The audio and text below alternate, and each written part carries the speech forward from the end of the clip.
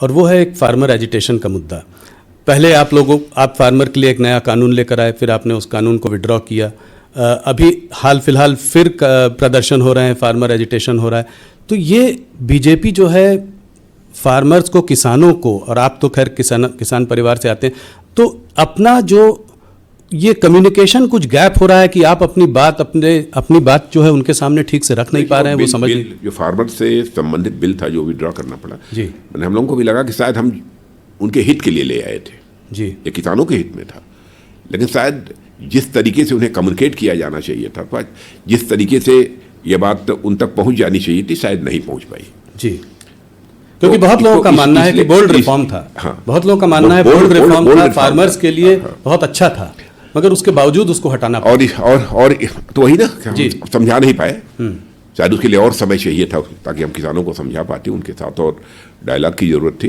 शायद वो खुद भी समझ जाते। हो सकता है भविष्य में वही किसान ये मांग करें कि जो बिल वापस लिए गए थे उन बिलों को प्रभावी किया जाए। तो आप लोग उनसे इस बारे में बात करने की, उनको समझाने की कोशिश जारी रखेंगे? देखिए, हम लोगों की बात तो बराबर किसानों से होती रहती है। अभी पंजाब के कुछ किसानों ने जो आंदोलन किया था, आपने देखा होगा, 3 मंत्री हमारे बराबर उनसे संवाद करने के लिए पंजाब में जा रहे थे, बराबर गए जी, और 4-4, 6-6 घंटे तक बातचीत की जी। हम इस देश के किसानों के साथ अपना संवाद नहीं तोड़ना चाहेंगे। तो आपके लिए क्या मैसेज है? किसानों का हित हमारे लिए सर्वोपरि है जी। आपसे सुनना चाहूंगा कि आप क्या कहना चाहते हैं देश के किसानों को।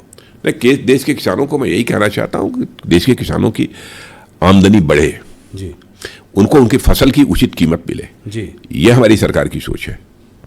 फार्मर इनकम को डबल करने की जो बात करते थे वो वैसे ही चालू है। बिल्कुल, फार्मर्स इनकम को जो डबल करने का जो हम लोगों का संकल्प है, वह काफी हद तक पूरा हुआ है, आगे और पूरा होगा।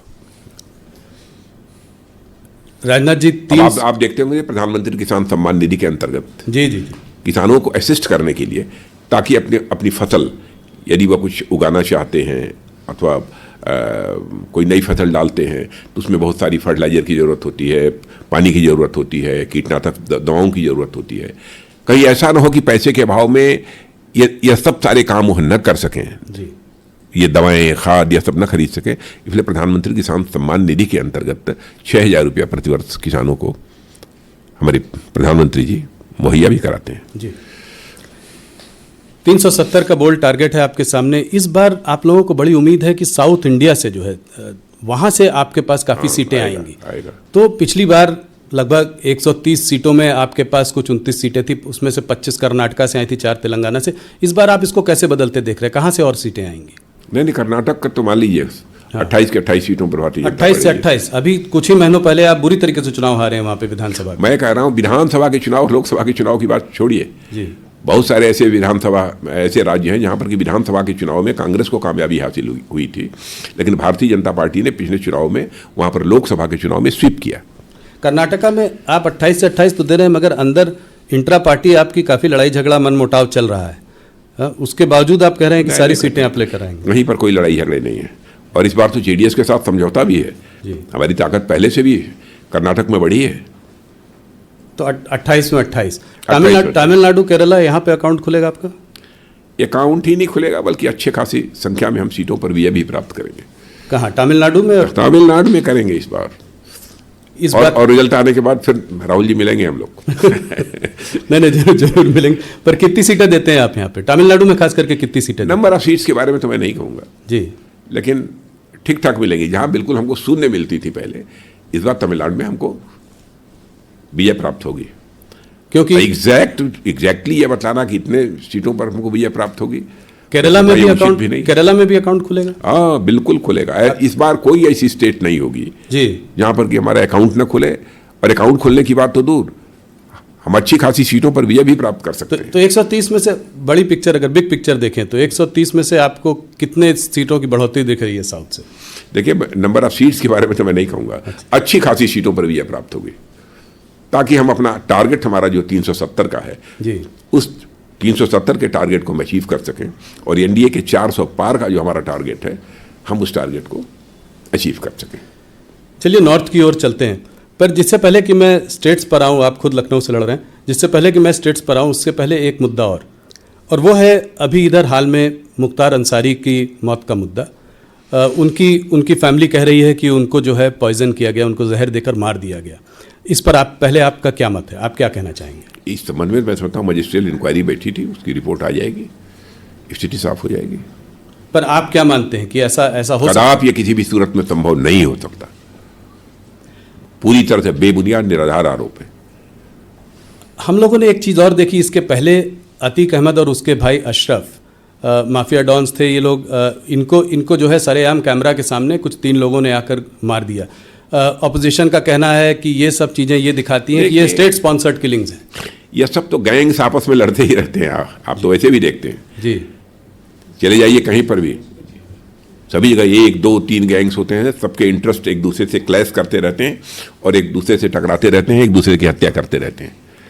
तो इसको आप स्टेट स्पॉन्सर्ड या कोई इनकाउंटर किलिंग वगैरह का कोई बढ़ावा नहीं मिल रहा है? नहीं, स्टेट स्पॉन्सर्ड तो हो ही नहीं सकता, इसकी कल्पना भी नहीं की जा सकती। जी, तो यूपी में इस तरह की चीज आप नहीं देख रहे हैं, आप देख रहे हैं कि वहाँ नहीं, इसका कोई चुनाव पे असर पड़ेगा? यूपी में कह सकता हूँ, यूपी के मुख्यमंत्री श्री योगी आदित्यनाथ जी बखूबी वहाँ की सरकार को चला रहे हैं और उत्तर प्रदेश में जिस प्रकार की चुस्त दुरुस्त कानून व्यवस्था इस समय है, इसके पहले कभी नहीं रही है।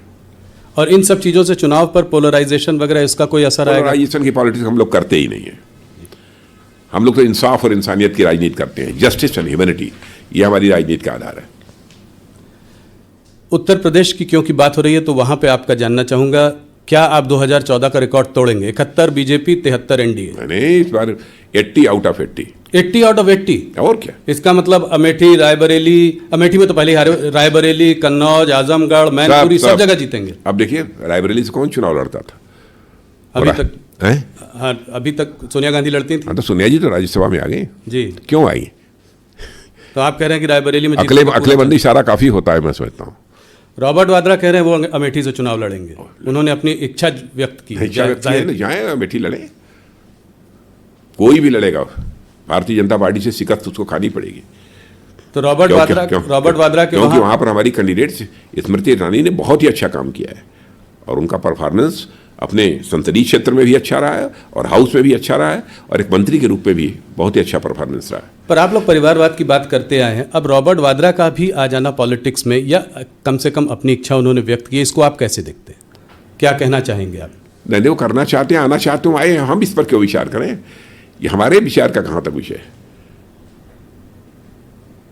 हमको अनावश्यक जो है उनके गिरेबान में झांक कर देखने की कोई जरूरत नहीं है। ये तो उनका फैसला है, कांग्रेस का, हम लोगों को फैसला नहीं करना है।